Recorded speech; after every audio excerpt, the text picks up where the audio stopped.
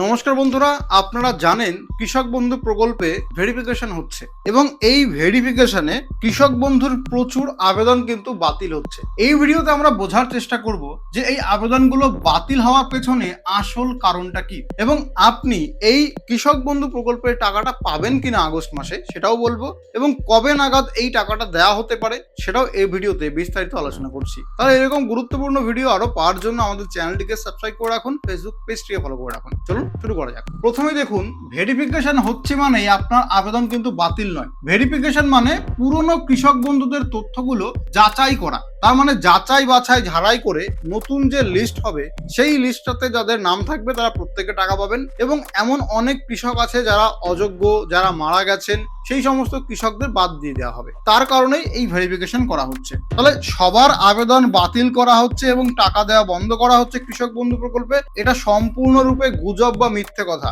বাস্তব হচ্ছে সরকার কেবল পুরনো তথ্য ও জমির রেকর্ড এবং পরিচয়ের নথির মিলটা ভেরিফিকেশন করছে, যাচাই করছে, যাতে পিএম কিষাণ প্রকল্পের সঙ্গে এই প্রকল্পকে মার্জ করা যেতে পারে বা পিএম কিষাণে যারা সুবিধা পাচ্ছেন না, কৃষক বন্ধুতে এমন অনেকে আছেন যারা যোগ্য, তাদেরকে এই প্রকল্পে কনভার্ট করা হতে পারে। এই সমস্ত কিছু মিলিয়েই এই ভেরিফিকেশন করা হচ্ছে। দেখুন, কৃষক বন্ধুতে কত টাকা করে দেওয়া হবে, তো যারা সফলভাবে ভেরিফিকেশন পাস করবেন তাদের জন্য এই টাকাটা দেওয়া হবে। যাদের ভেরিফিকেশন ফেইল্ড হবে তাদের কিন্তু বাতিল করা হবে কৃষক বন্ধু প্রকল্পের থেকে, তাদেরকে কিন্তু আর টাকা দেওয়া হবে না।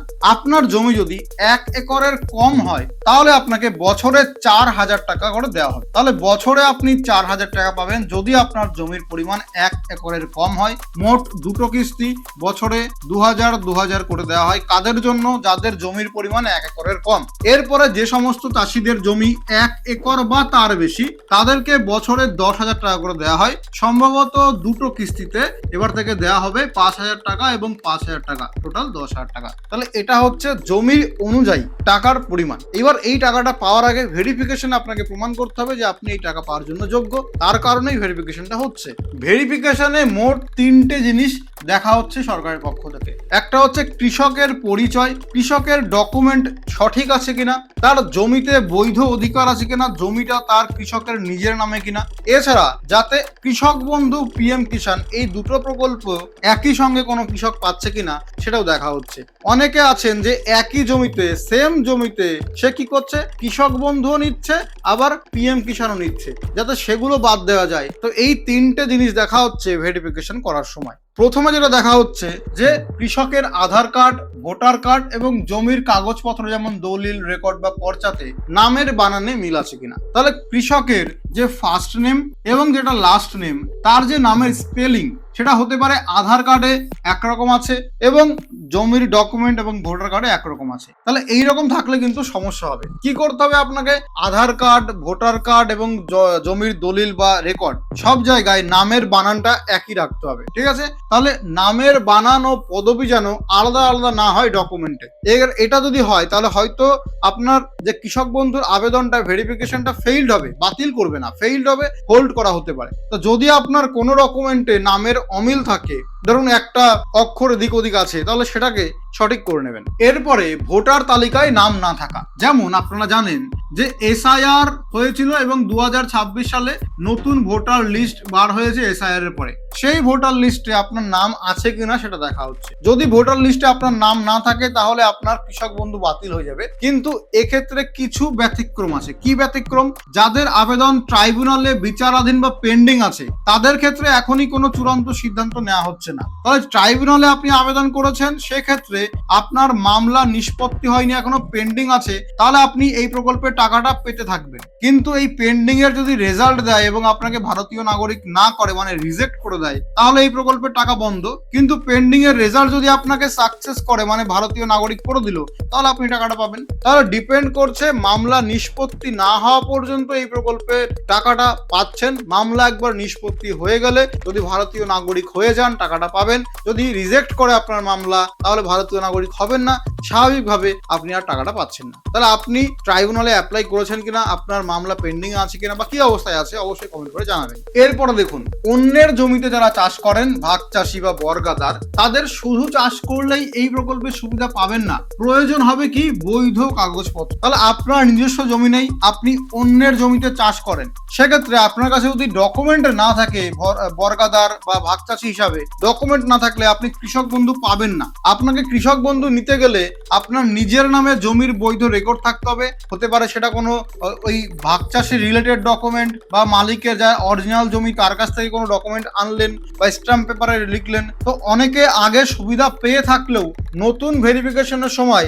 জমির আইনি মালিকানা কঠোরভাবে পরীক্ষা করা হচ্ছে, জমির আইনি মালিক যে সেই এই কৃষক বন্ধু প্রকল্পে টাকাটা পাচ্ছে। এবার আমাদের এলাকায় অনেকে আছে যারা জমি বন্ধক নিয়েছেন, দিয়ে চাষ করছেন, বা অনেকে ভাগে নিয়ে চাষ করছেন, সেক্ষেত্রে জমির যে আসল মালিক সে কৃষক বন্ধু পাচ্ছে, যে বর্গাদার বা যে ভাগ চাষি সে কিন্তু পাচ্ছে না। তাহলে ভাগ চাষি বা বর্গাদার যারা অন্যের জমি লিজে নিয়ে বা বন্ধক নিয়ে বা ভাগ চাষি হিসাবে চাষ করছেন, তাদেরকে রিলেটেড কোনো ডকুমেন্ট সাবমিট করতে হবে ভাগ চাষি হিসাবে, তাহলেই কৃষক বন্ধুতে ভাগ চাষির যে আর্থিক সুবিধা সেটা কিন্তু পাবেন, ডকুমেন্ট ছাড়া কোনো কথা হবে না। এরপরে মৃত কৃষকের নামে সুবিধা চালু রাখা বেআইনি। সবাই জানেন যে পুরনো তালিকায় অনেক কৃষক আছেন যারা মারা গেছেন। এবার এই ভেরিফিকেশন করার সময় ওই কৃষকের কোনো পরিবারের থেকে কোনো ওয়ারিশ বা উত্তরাধিকার সে যদি ওয়ারিশন সার্টিফিকেট জমা দেয়, তাহলে কৃষক বন্ধু চালু থাকবে এবং যে ওয়ারিশন তার নামে কৃষক বন্ধু ট্রান্সফার হয়ে যাবে। তাহলে নতুন পরিবারের যে সদস্যের নামে যাচাই ও অনুমোদন করা হবে কৃষক বন্ধুটা, মানে ছিল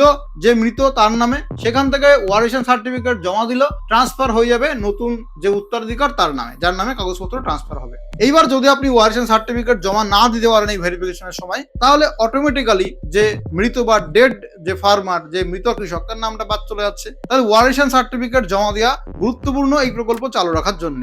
এরপরে একই জমিতে দুটো প্রকল্পের সুবিধা। কারোর একই জমি আছে, একই জমিতে দুটো প্রকল্পের সুবিধা নিচ্ছে, অথবা একই জমিতে পরিবারের একাধিক সদস্য আবেদন করছেন, এরকম দুটো সিনারিও আছে। প্রথমটা দেখি, পিএম কিষাণ এবং কৃষক বন্ধু। পিএম কিষাণ হচ্ছে সেন্ট্রাল গভর্নমেন্টের, মানে কেন্দ্র সরকারের, আর কৃষক বন্ধু হচ্ছে স্টেট গভর্নমেন্টের, রাজ্য সরকারের। তাহলে কোনো ব্যক্তি যদি সেম জমিতে দুটো প্রকল্পের সুবিধা নিয়ে থাকেন, আগে যদি ভবিষ্যতে পেয়েও থাকেন, এই ভেরিফিকেশনের পরে আর পাবেন না, যে কোনো একটা প্রকল্প চালু থাকবে। এবার প্রশ্ন করতে পারেন যে আমি পিএম কিষাণ চালু রাখবো নাকি কৃষক বন্ধু? তো আমি বলবো পিএম কিষাণ চালু রাখুন, ওটা কেন্দ্র সরকারের প্রকল্প, ঠিক আছে। এরপর আসি দ্বিতীয় সিনারিও, সেটা হচ্ছে একই জমিতে পরিবারের একাধিক মেম্বার আবেদন করেছেন, মানে এক জমি দেখিয়ে আমিও আবেদন করেছি, আমার ভাইও আবেদন করেছে, সেক্ষেত্রে ডুপ্লিকেট যে সে বাদ চলে যাবেন, যে প্রথমে আবেদন করেছিলেন সে কিন্তু এই টাকাটা পাচ্ছে। তাহলে এইরকম দুটো সিনারিও যদি হয়ে থাকে, আপনার কোনটা আপনার হয়েছে এবং তার কি সলিউশন বের হয়েছে অবশ্যই কমেন্ট করে জানাবেন। তাহলে আমরা ভালো করে একবার দেখে নিই। প্রথমে আছে নামের বানান। আধার, ভোটার ও দলিলে যদি নামের বানানে অমিল থাকে তাহলে বাতিল হতে পারে। সব নথিতে নামের বানান এক্স্যাক্টলি সেম থাকতে হবে, তাহলে অনুমোদন বা অ্যাপ্রুভাল পেয়ে যাবেন ভেরিফিকেশনের পরে। এরপরে জমির অধিকার। নিজের নামে বৈধ কাগজ না থাকলে এই প্রকল্প বন্ধ, আপনি সুবিধা পাবেন না। যার নামে আইনি মালিকানা রয়েছে বা জমির রেকর্ড আছে সেই এই প্রকল্পের সুবিধা পাচ্ছেন। এরপরে ভোটার তালিকা। ভোটার তালিকায় নাম না থাকলে টাকাটা পাচ্ছেন না, এক্সেপ্ট আপনি ট্রাইব্যুনালে অ্যাপ্লাই করে পেন্ডিং এ বা সাকসেস হয়েছে। আর ভোটার তালিকায় যাদের নাম আছে তাদের কোনো সমস্যা নেই। যারা মৃত কৃষক, এখনো পুরনো তালিকায় নাম থাকলেও নতুন তালিকায় বাদ চলে যাবেন যদি না পরিবারের কেউ ওয়ারিশন সার্টিফিকেট জমা দেয়। দ্বৈত সুবিধার ক্ষেত্রে কি আছে, পিএম কিষাণ ও কৃষক বন্ধু একসঙ্গে একই জমিতে পাওয়া যাবে না, এবং একই ব্যক্তি দুজন বা তিনজন একই জমিতে অ্যাপ্লাই করলেও ডুপ্লিকেট গুলো বাদ হয়ে যাবে। যদি আপনার কোনো প্রকার সমস্যা থাকে তাহলে কি করবেন? প্রথমত আতঙ্কিত বা ভয় পাওয়ার কিছু নেই, আপনি এটা সংশোধন করতে পারেন। আপনি সরাসরি আপনার ব্লক অফিসে বা কৃষি দপ্তরে যোগাযোগ করবেন। এরপরে টাকা ঢোকার যে ডেটটা, অনেকে বলছেন 17ই আগস্ট থেকে টাকা ঢোকা শুরু হবে। তো এটা কোনো সরকারি নির্দেশিকা নয়, শুধুমাত্র সোশ্যাল মিডিয়াতে একটা খবর উঠেছে, এছাড়া কিছু নয়। টাকা না ঢোকা পর্যন্ত বলা যাচ্ছে না কবে টাকা ঢুকবে, এবং সরকারের পক্ষ থেকে অফিসিয়ালি কোনো প্রকার ঘোষণা আমরা জানতে পারিনি। এরপরে অন্নপূর্ণা ভান্ডারের ভেরিফিকেশন করতে গিয়ে কিন্তু পশ্চিম মেদিনীপুরের এক মহিলার ব্যাংক অ্যাকাউন্ট ফাঁকা হয়ে গেছে, অর্থাৎ ভুয়ো বা ফ্রড লোকজন ফোন করে তার কাছ থেকে টাকা পয়সা নিয়ে নিয়েছে। এক্ষেত্রে মাথায় রাখবেন, যে কোনো প্রকল্পের ভেরিফিকেশনের নাম করে বা টাকা পাইয়ে দেওয়ার নাম করে কেউ যদি ওটিপি চায়, আপনাকে পেমেন্ট সেন্ড করতে বলে, এগুলো থেকে বেঁচে থাকবেন, কখনোই করবেন না। তো ভিডিও যদি ভালো লাগে লাইক করুন, বন্ধু বান্ধবের সঙ্গে শেয়ার করুন। এরকম গুরুত্বপূর্ণ ভিডিও আরো পাওয়ার জন্য চ্যানেলটিকে সাবস্ক্রাইব করে রাখুন, ফেসবুক পেজটিকে ফলো করে রাখুন। ধন্যবাদ, দেখা হবে ভিডিওতে।